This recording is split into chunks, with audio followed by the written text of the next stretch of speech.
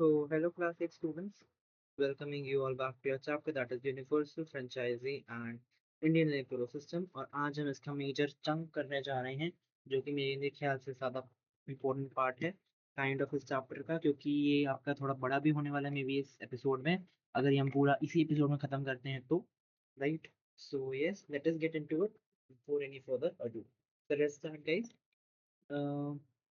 Yeah. So this will be episode number 6 if I'm not wrong, and obviously I'm not wrong, which is the episode number 6 होगा।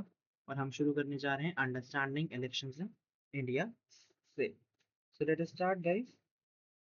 So election to लोक सभा and state legislative assembly. So election जो होते हैं कैसे लोकसभा में और state legislative assemblies में होते हैं वो हम देखते हैं।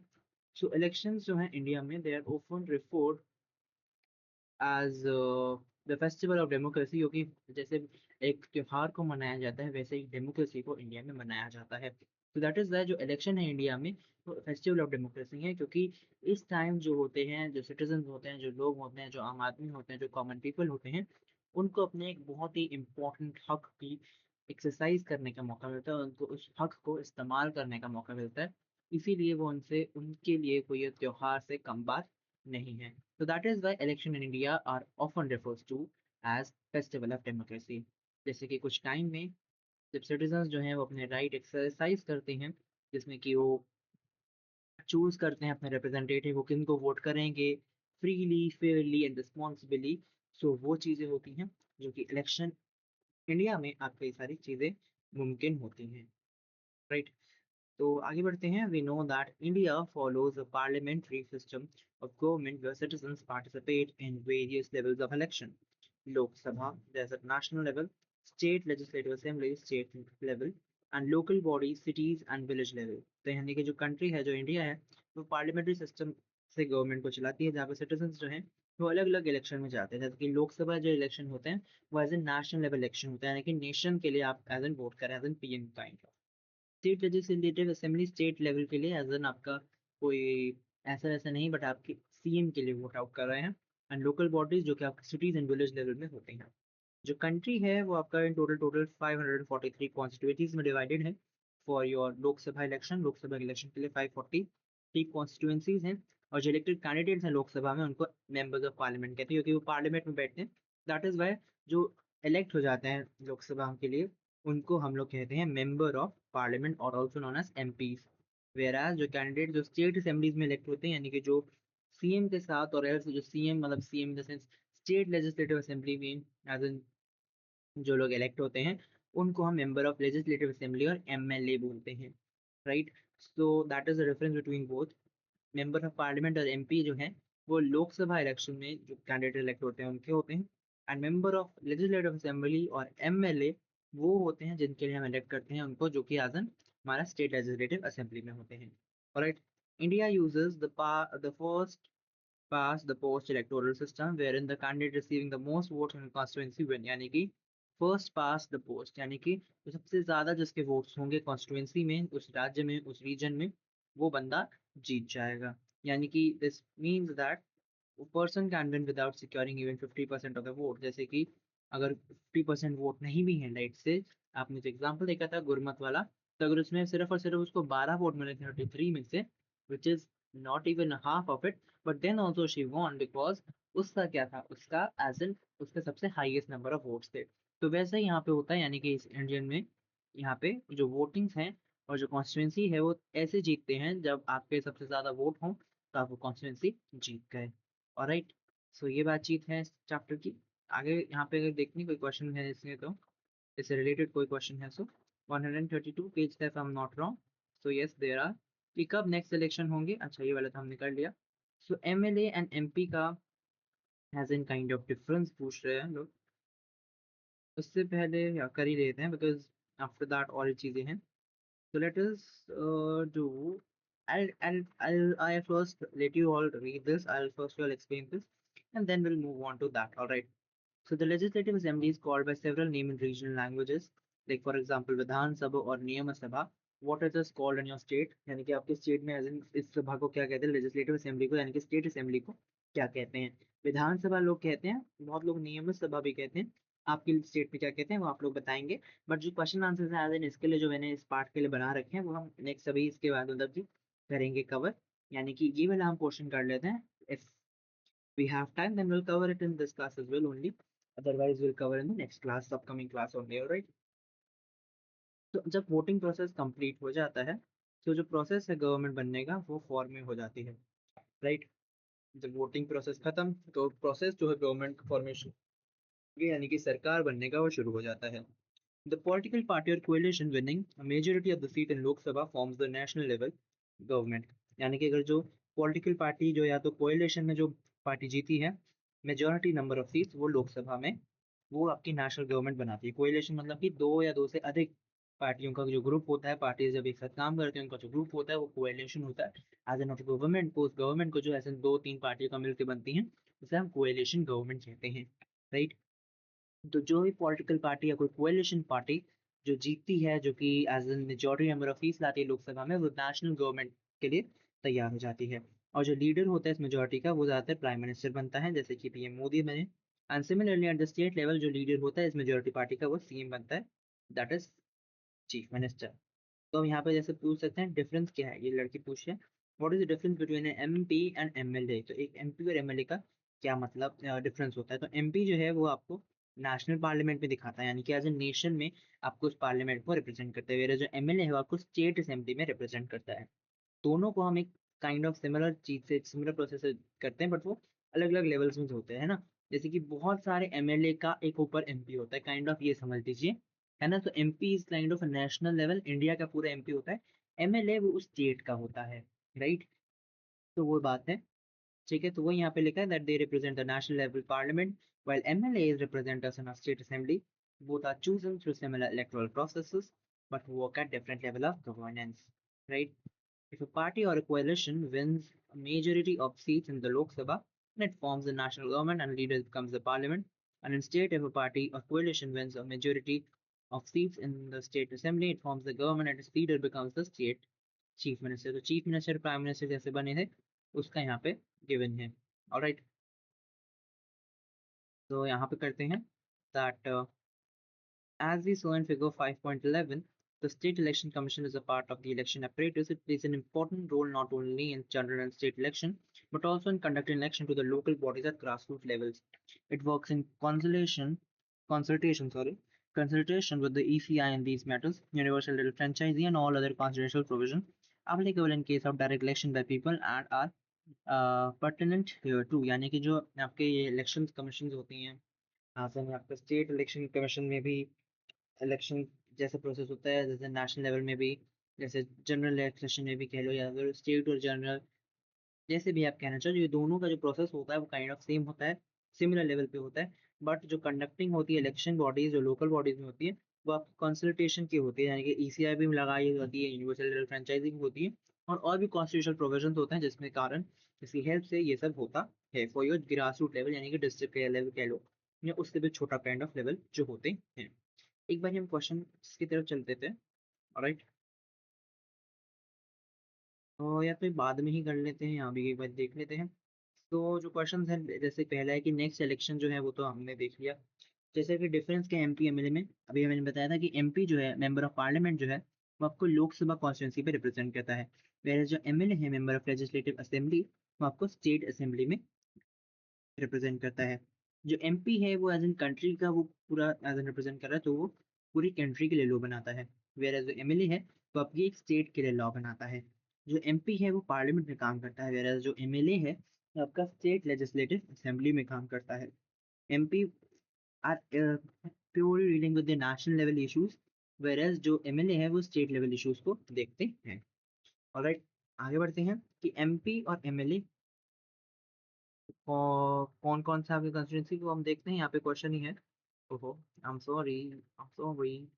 यहाँ पे क्वेश्चन ही है दैट एमपी एमएलए कौन है आपकी उसका कॉन्स्टिट्यूंसी का, जो आप यहाँ पे हैं, प्लस कौन सी लोकसभा कॉन्स्टिट्यूंसी, मतलब कुछ कुछ लोकसभा कॉन्स्टिट्यूंसी में दो या असेंबली कॉन्स्टिट्यूंसी ज्यादा होती हैं, तो वो देखने की चीज होती है, क्योंकि इसलिए एमपी एमएलए या एमएलए लिखा हुआ है ना। प्लस में जो विच party does each of them, अच्छा सॉरी लोकसभा बोला था, एमपी हो गया थोड़ा। So which party does each of them belong to? यानी कौन सी पार्टी की हैं वो, and what are the concerns of MP MLA? हमने देख ही लिया कि एमपी एमएलए का क्या कंसर्न है, बट ये पूरा आंसर जो है वो आपका डिपेंड करता है आप कहाँ पर है ना? सो इसीलिए वो पूरा आप देखेंगे कि वो एमपी एमएलए कौन से यहाँ पे रीजन के, उन दोनों की पॉलिटिकल पार्टी क्या है, और जो कंसर्न है मैंने बताया है कि एमपी का जो नेशनल लेवल कंसर्न होता है, जैसे कि डिफेंस हो गया, फॉरेन अफेयर्स हो गए, राइट, नेशनल डेवलपमेंट हो गया, सेंट्रल गवर्नमेंट पॉलिसीज हो गई उसकी, फिर जो एमएलए है वो स्टेट इशूज हो गए, जैसे कि स्टेट की education, health care, road, electricity, agriculture, laws, order, local development, वो सब देखता है जो कि उस एक पर्टिकुलर स्टेट का होता है, राइट। अब राज्यसभा के इलेक्शंस के बारे में हम बातचीत करते हैं। तो the candidates elected to the Rajya Sabha are also known as MPs. हमने अपनी एमपी की बात करी, तो जो उनका इलेक्शन होता है वो होता है इलेक्शन ऑफ द राज्यसभा, ठीक है, राइट। तो the candidates that are Rajya Sabha में इलेक्ट होते हैं उनको हम कहते हैं एमपीज, बट जो उनको चूज करते हैं वो हम एक इनडायरेक्ट इलेक्शन से करते हैं। कैसे, देखते हैं। So let us revisit the example of Sarvodaya school. Imagine that the set school is setting up a special council at the school level.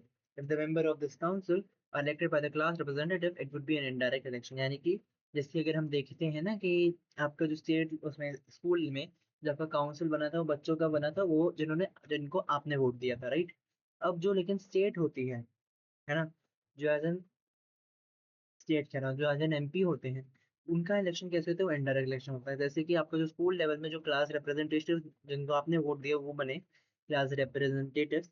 तो क्लास रिप्रेजेंटेटिव्स मिल के एज एन किसी को वोट देते हैं, जो कि इनडायरेक्ट वोट हो गया, कि जिन्होंने मतलब कि जिसने मतलब सॉरी सॉरी आपने जिनको वोट दिया वो आगे वोटिंग का प्रोसेस करके आगे कर रहे हैं election.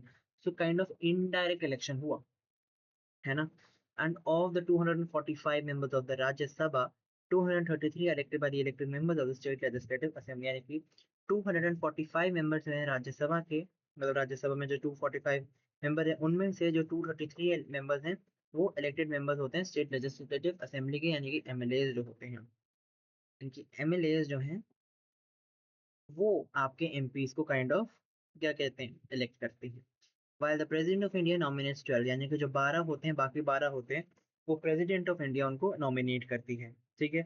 Each state is allotted a different number of Rajya Sabha seats based on the population, यानी कि पॉपुलेशन के हिसाब से राज्यसभा की जो सीट्स हैं वो मिलती हैं।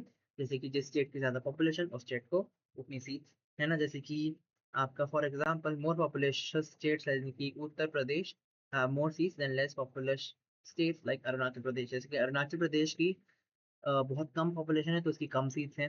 वैसे ही उत्तर प्रदेश की बहुत ज़्यादा सीट्स हैं, क्यों, क्योंकि उसकी पॉपुलेशन भी बहुत ज़्यादा है। The Rajya Sabha is also called the permanent house as it is never dissolved. A member of Rajya Sabha has 6-year term. One third of its member retire every 2 years and new members are elected। यानी कि जो आपका राज्यसभा होता है वो एक permanent house होता है, क्यों, क्योंकि वो कभी भी डिसॉल्व नहीं होता। डिसॉल्व मतलब कि जैसे किसी चीज़ की एक्सपायरी हो, टर्मिनेशन हो ना, क्योंकि उसका कोई टर्म एंड हो रहा है या कोई कॉन्स्टिट्यूशनल एंड है, कॉन्स्टिट्यूशनल रीजन की वजह से, यानी कि उसका टर्म यानी कि 5 साल का है, 6 साल का है, वैसे ऐसा कोई डिसोल्यूशन नहीं होता। क्यों, क्योंकि आपके जो एक राज्यसभा का मेंबर होता है उसके 6 साल का टर्म होता है, और हर एक 2 साल में आपका वन थर्ड ऑफ जो मेंबर्स होते हैं वो बदल जाते हैं, है ना। यानी कि वन थर्ड बदल गया, टू थर्ड सेम है, फिर अगले साल कोई दूसरे वन थर्ड, यानी कि जो टू थर्ड बचे उसमें से वन थर्ड बच गए और टू थर्ड नेक्स्ट आ गए, एंड जो फिर वन थर्ड बचे थे जो पुराने में थे वो अगले 2 साल में बदल गए। सो वो आपके धीरे धीरे बदलते हैं, तो इससे परमानेंट हाउस उसको कहते हैं, क्योंकि पूरा डिसॉल्व नहीं होता, right. That is why it is doesn't dissolve. There is difference between however in the voting process, यानी कि वोटिंग प्रोसेस में थोड़ा बहुत डिफरेंस है। क्यों, क्योंकि it uses that it is called single transferable vote system, यानी कि एक स्पेशल वे होता है of ensuring that smaller states also get fair representation in the Rajya Sabha. You will learn more about the exact mechanism of this how in like खैर process है कि single transferable vote system एक ये process होता है, एक voting system होता है। वोटिंग प्रोसेस में एक डिफरेंस होता है जो कि ये होता है, इस सिस्टम के बारे में आप अगली अपनी नई नई क्लासेस में पढ़ेंगे। इसका मतलब क्या होता है वजन अगली हायर क्लासेस में पढ़ेंगे। इसका जो मीनिंग होती है काइंड ऑफ वो ये होती है कि आपका जो स्मॉलर स्टेट्स हैं उनको भी एज एन इक्वल रिप्रेजेंटेशन मिले, फेयर रिप्रेजेंटेशन मिले, कोई भी ज़्यादा कम ज़्यादा वो ना हो। सो फेयर रिप्रेजेंटेशन के लिए राज्यसभा में ये चीज़ होती है, that is also called as single transferable vote system. ठीक है, हम इसके बारे में जो इसका एग्जैक्ट मैकेनिज्म है उसके बारे में ऐसे हायर क्लासेस में पढ़ेंगे। Alright,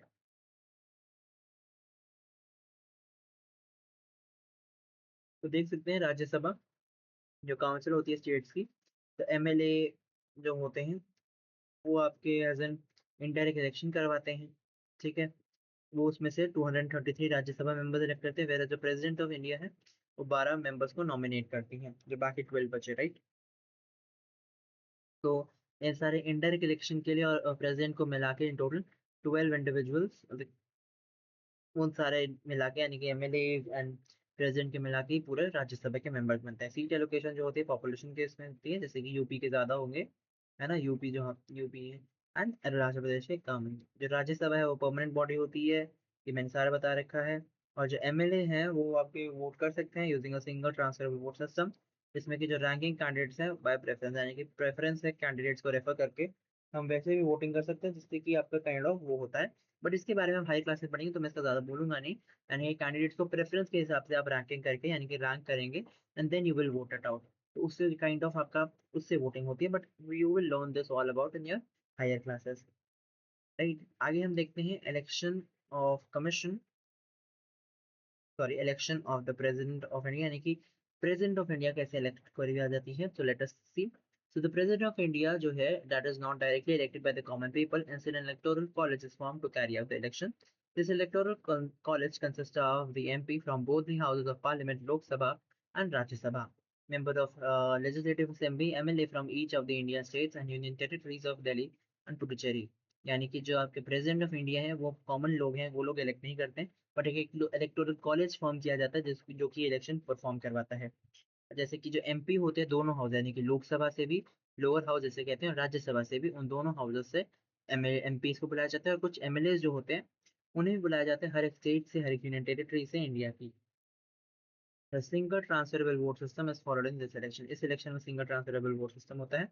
Since the president represents the whole country, this method ensures that the support of both the central and the state government. The rules for voting and counting are very elaborate. The more popular states have greater say. We need not go into details at this stage.